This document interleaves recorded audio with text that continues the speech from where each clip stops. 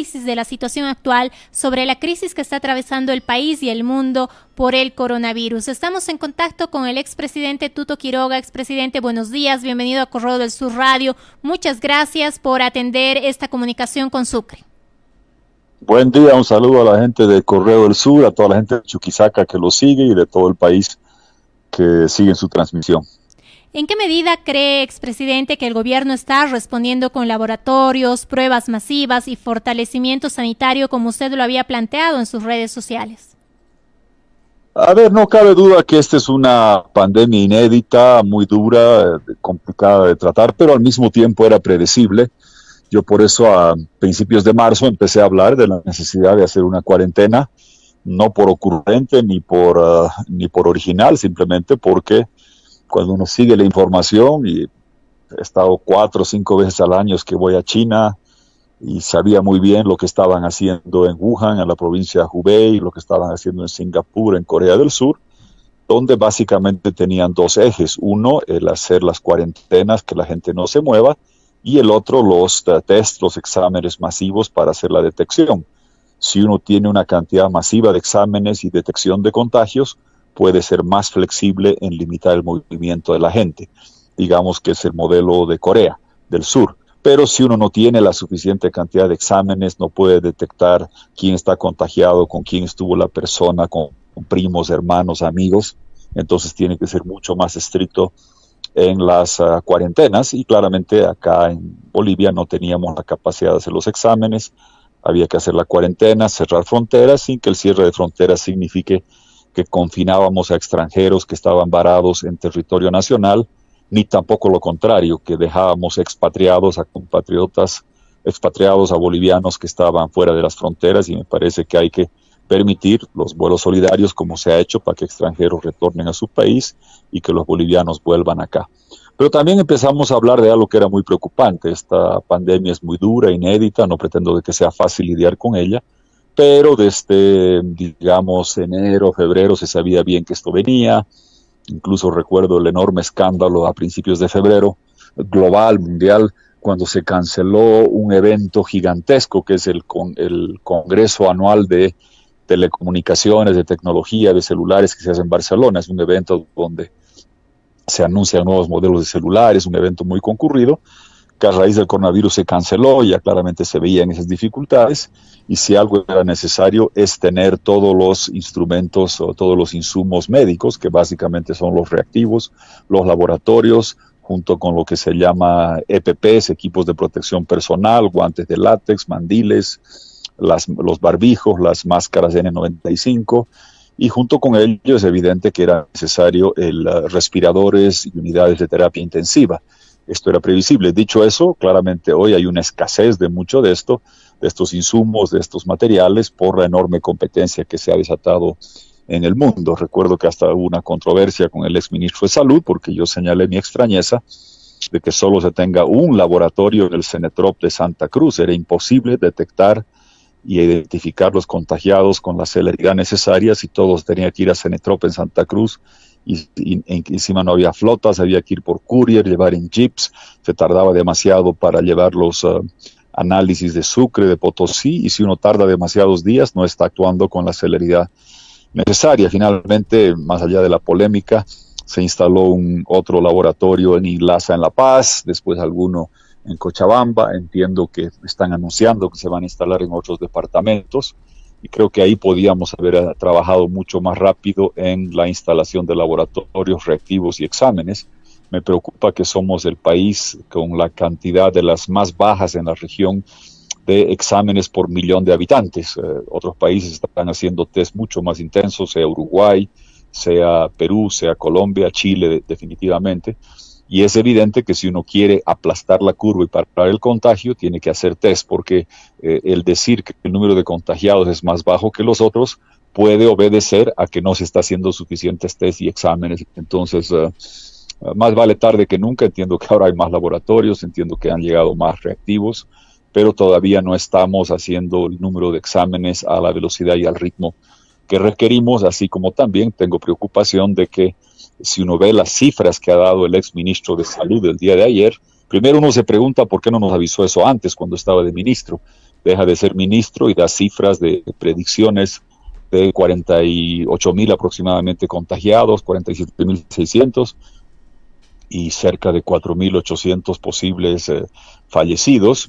Creo que esa información, en crisis como estas hay que dar toda la información a la gente, por dura, por terrible que sea, para que se pueda tomar previsiones. Y esas cifras, que no sé si responden o no a la realidad, me imagino que alguna base tienen, por provenir del exministro de Salud, llevan a la enorme preocupación que el sistema sanitario no está preparado para esa cantidad de personas contagiadas y afectadas que necesitan la atención. Si usted parte del parámetro de que el 5% de los contagiados van a requerir unidades de terapia intensiva, resultaría que de los 48.000 significa que 2.400 bolivianos, 2.400 ciudadanos requerirían esa unidad de terapia intensiva, y sabemos por la información que solo contamos con alrededor de 430 unidades de terapia intensiva con ventiladores intensivistas. En fin, son elementos que llaman a la preocupación. Nosotros hemos venido siempre buscando hacer propuestas constructivas.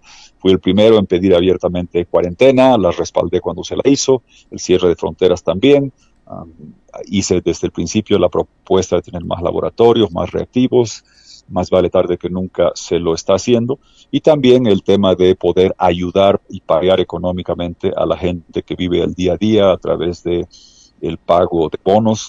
La canasta familiar me parecía, en físico, me parecía que era muy difícil darla. Hablamos por eso de la propuesta de dar los bonos, apoyar al sector empresarial, recurrir a un paquete internacional. Sabes que desde enero vengo hablando de la necesidad de combatir o de garantizar la estabilidad económica con un programa de rescate internacional que hoy es más perentorio y urgente que nunca. Entonces, sé que esto es muy difícil, muy complicado, no es un momento de entrar en hacer políticas ni descalificaciones, no lo vengo haciendo, pero en todas las intervenciones en las redes y en las sesiones de Facebook Live que estamos haciendo, incluso invitando a expertos, estamos buscando cómo colaborar con propuestas que lleven a aplanar la curva de contagio, para fortalecer el sistema sanitario y poder atender la cantidad de gente que va a requerir esta ayuda médica. Junto con ello, ayudar a la gente que vive el día a día, ayudar al sector empresarial y un programa de rescate internacional. Son los 5 elementos que hemos venido destacando y rescatando con propuestas, con aportes que hemos recibido de mucha gente, y agradezco a aquellos que nos siguen en las redes, en particular en las sesiones de Facebook Live, que venimos haciendo 3 veces por semana desde que se inició la cuarentena. A propósito de estas sesiones de Facebook Live, Tuto, coméntenos respecto a qué le han dicho estos especialistas, qué análisis hace usted de lo que va a pasar con la economía de América Latina por el coronavirus y cuál es la importancia para Bolivia de gestionar apoyo económico multilateral, que sabemos son 2 temas que ha tocado también en sus redes sociales. Así es. Bueno, claramente hemos invitado a diferentes personas. Juan Pablo Velasco es el hombre que maneja Pedidos Ya, es una empresa muy dinámica y hay muchas de ellas, pero queríamos invitar una de ellas para que nos muestre cómo los proveedores de servicios digitales, donde aprietas un botón de tu celular, te pueden traer comida, te pueden traer medicinas y te pueden dar servicios. Creo que estamos algo rezagados en la digitalización de la economía. Tú sabes que en enero planteamos como base de nuestra propuesta hacer de Bolivia el corazón verde digital, corazón integrador de América Latina, con ferrocarriles, con carreteras, con puertos, con aeropuertos, con líneas de fibra óptica, con gasoductos, línea eléctrica, verde y sostenible, y digitalizar el gobierno, todos los servicios, para que tú puedas hacer cualquier trámite local, de derechos reales, de papeles, de certificados nacionales, desde tu celular, como pides una pizza con estos servicios como Pedidos Ya. Entonces hicimos un poco la discusión a fondo de cómo avanzar y profundizar la digitalización, porque como puedes haber verificado, países que han desarrollado los servicios digitales están en posibilidad de dar respuestas a la gente que está en cuarentena en su casa. Un país un país que ha profundizado la digitalización, pues es más fácil llevarle los servicios, la comida, los remedios a la gente a su casa a través de estos servicios digitales. Hicimos una conversación sobre ello. Después, con el director del Laboratorio de Crecimiento de Harvard, uno de los economistas más conocidos y de mayor reputación y respetado en la región, es Ricardo Hausmann. Fue el economista jefe del BID, manejó el Centro de Desarrollo de Harvard, lo conozco hace mucho tiempo, nos ayudó en la condonación de la deuda externa, y con él hablamos justamente de la necesidad de tener un programa de rescate y apoyo financiero. Él explicaba con claridad que fruto de las capitalizaciones que se han hecho, vale decir las inyecciones de recursos, el Fondo Monetario ha recibido más recursos. ¿Por qué? Porque si recuerdas, hace 8 o 9 años había crisis muy profundas en Europa, Grecia, Irlanda, Portugal, incluso España tuvo dificultades, y muchos de los países europeos recurrieron al Fondo Monetario, por lo cual este fue capitalizado y cuenta con mayor cantidad de recursos, cuenta con 1.000.000 de millones de dólares, con 12 ceros por atrás. Tiene 8, 6, 7 veces más que el Banco Mundial y 20, 25 veces más que el Banco Interamericano de Desarrollo. Y por eso es importante trabajar en los dos frentes que hemos discutido y venido sugiriendo. Uno, aprovechar que en la reunión de esta semana, lo que se llama las reuniones de primavera, la primavera anglosajona del mundo del norte, del Banco Mundial y Fondo Monetario, que serán virtuales, estará sobre la mesa la propuesta de que países de menor desarrollo dejen de pagar la deuda externa. En eso tenemos vasta experiencia. Tú sabes que en Bolivia nosotros condonamos toda la deuda externa privada entre la década de los 80s y 90s, recomprándola a 11 centavos del dólar. Yo terminé esas transacciones. Hicimos condonación de la deuda bilateral con países en los clubes de París 1, 2, 3, 4 hasta el 7, y logramos 3 rondas de condonación de la deuda multilateral. Somos los campeones mundiales en condonar deuda externa. Ahora está esa facilidad sobre la mesa.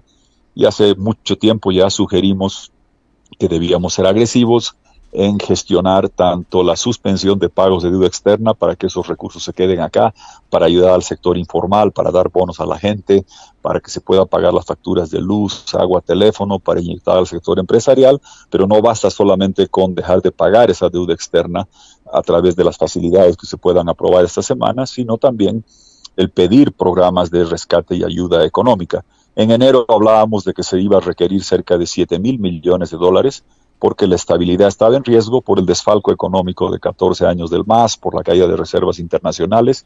Pues esa necesidad se ha acrecentado y se ha vuelto más perentoria, o se ha vuelto más urgente atacarla, y ratifico que lo que veníamos proponiendo desde enero con lujo de detalles hoy es más urgente que nunca.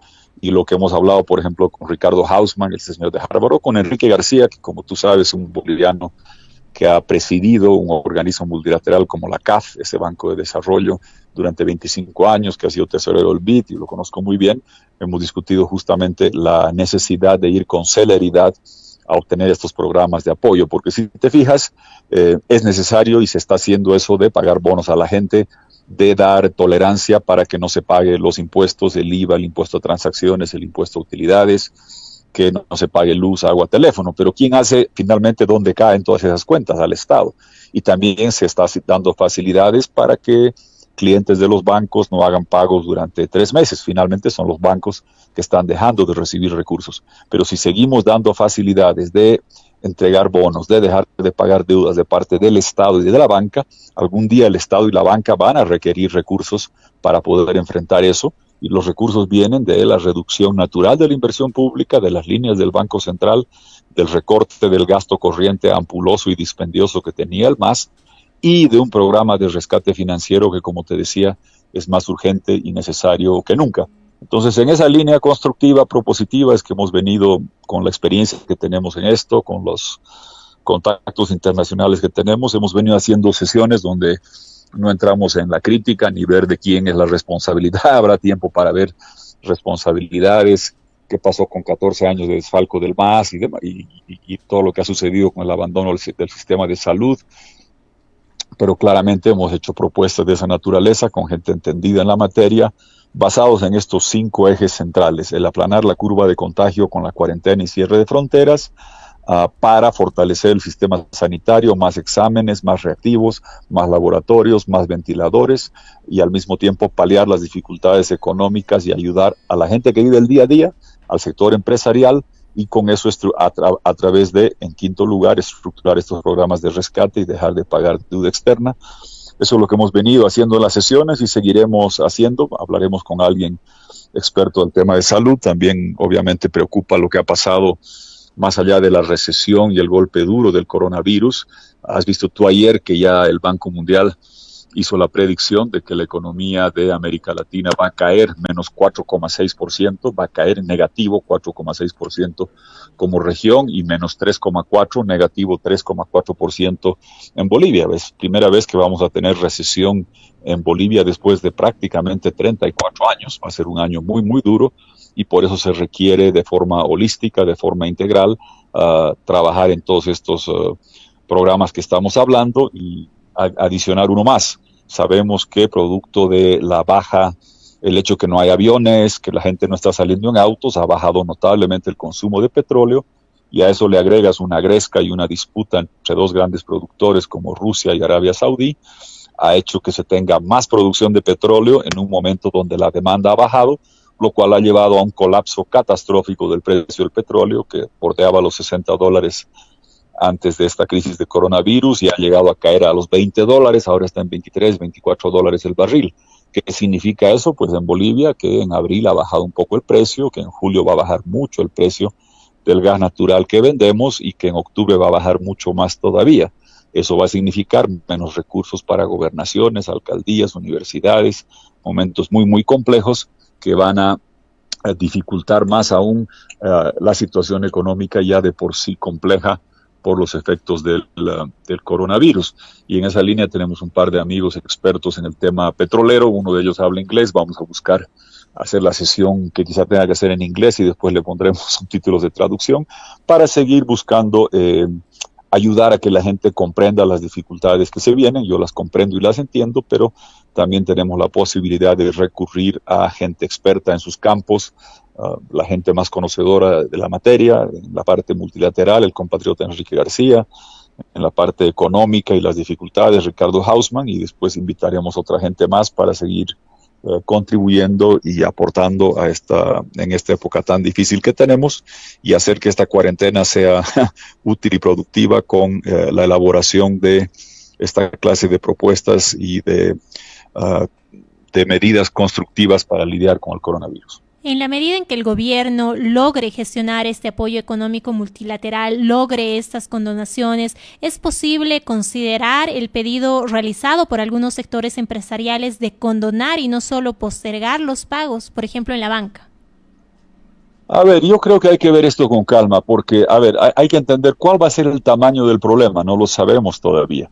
Presumamos de que esto va a durar 3 meses, es posible que dure más. Si dura 3 meses, pues entonces ese es el periodo de alivio que se necesita. Ahora, no cabe duda que vas a tener que entrar a hacer un análisis sector por sector y lo haremos en la propuesta que vamos a hacer, porque es totalmente diferente una industria que ha parado 3 meses y que en esencia va a tener que el año 2020 trabajar con 9 meses de ingreso y 12 meses de egresos. Ahí va a requerir alivio en las alícuotas de impuestos, en el servicio a la banca, en el pago de servicios, en los gastos, en planillas, en algún sistema de colaboración de, por ejemplo, créditos de capital de trabajo que puedan ser utilizados como crédito fiscal a través del pago de sueldos.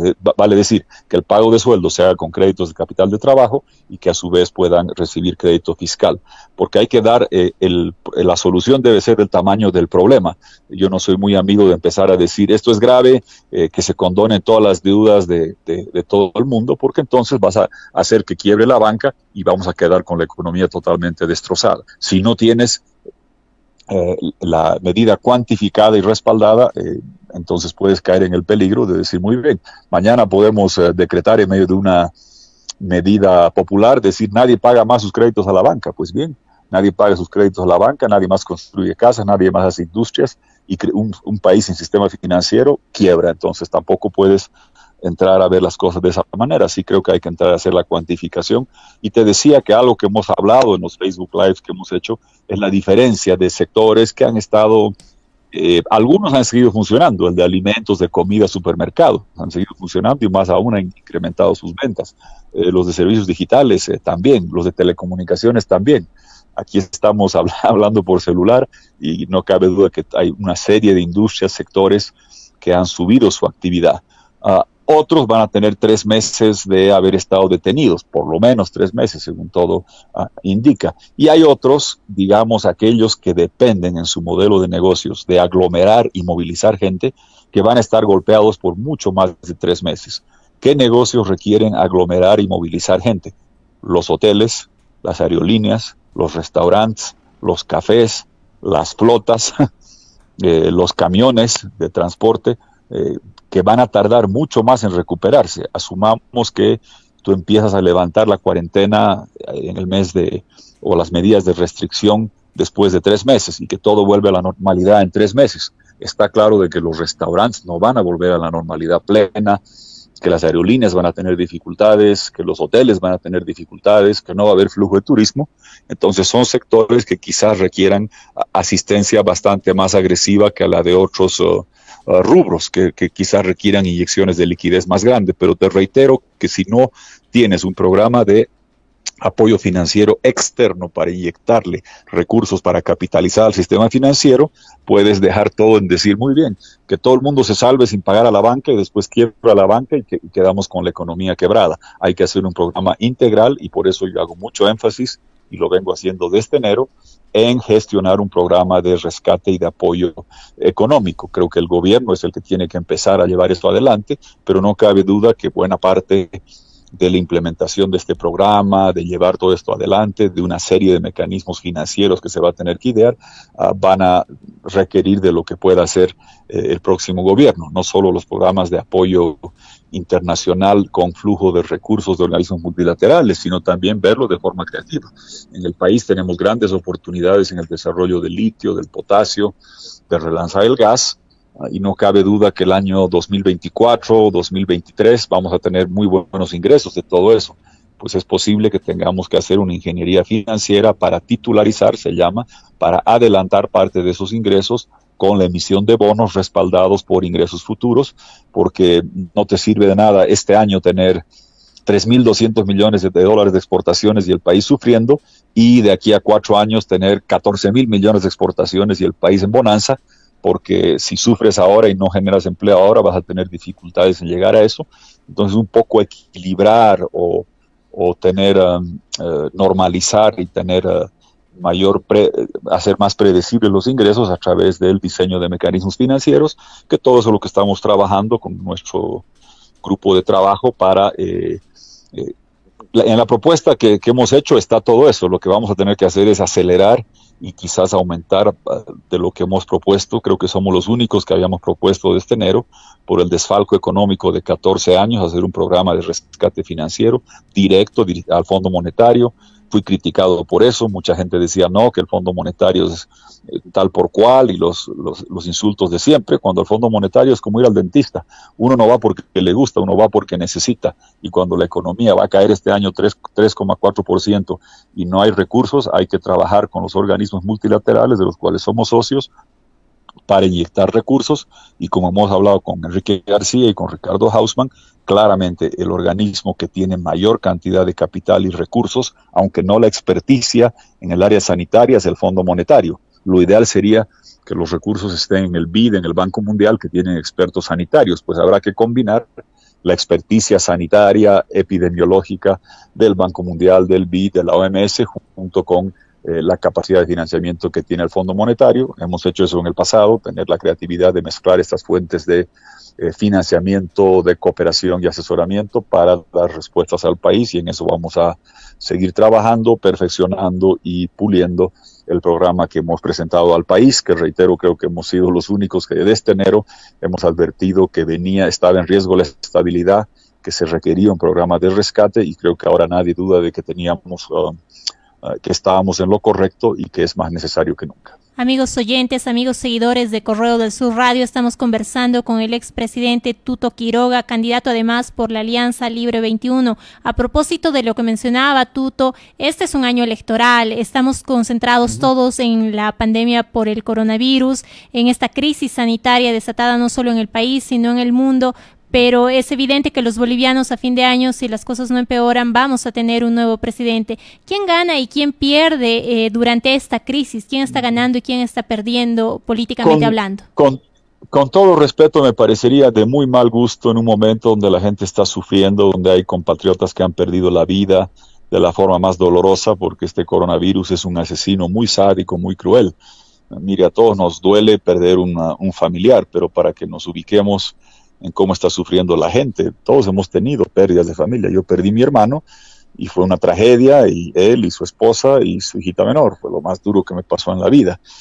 Y pero tuvimos la oportunidad de velarlos, de enterrarlos, de rezar, de celebrar su vida, de llorar, de estar en familia y despedirlo como se merecen. Coronavirus es mucho más cruel que eso.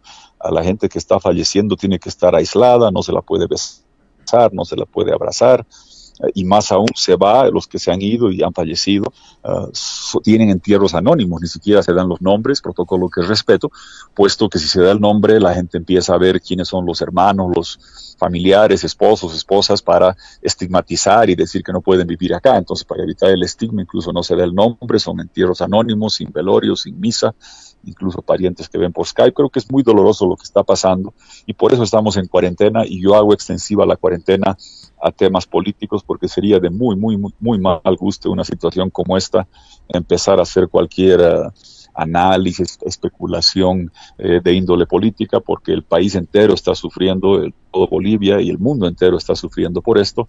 Yo voy a seguir concentrado en buscar hacer sugerencias, propuestas constructivas en el tema sanitario, en el tema de la cuarentena, en el tema de paliar económicamente a los sectores, a los albañiles, constructores, transportistas, taxistas que viven día a día, cómo ayudarlos a que paguen menos por el agua, por la luz, por el gas, por el teléfono, que no les corten los servicios, que tengan la posibilidad de reprogramar sus pagos en la banca, cómo ayudar al sector empresarial. Creo que eso es lo que el país necesita. Ya una vez que retomemos a la normalidad y salgamos de esta cuarentena contra el coronavirus, podremos salir también de la cuarentena, si me permites, política, que creo que sería de muy mal gusto ahora empezar a entrar en ese terreno, porque la gente está esperando propuestas, sugerencias para ayudar a lidiar contra un enemigo como nunca antes el mundo ha visto en por lo menos un siglo, desde lo que pasó en 1918. Entonces seguiré respetando eso, si me permites. Le agradecemos mucho, expresidente. Hemos conversado, amigos oyentes, con Tuto Quiroga, expresidente y candidato por la Alianza Libre 21. Hasta un próximo contacto con Correo del Sur Radio. Una vez más, muchas gracias. Muchas gracias, muy buen día y un saludo nuevamente a Correo del Sur, y gracias por la entrevista. Álvaro, seguimos adelante en Redacción Central. Seguimos acá a propósito de lo que ya hemos adelantado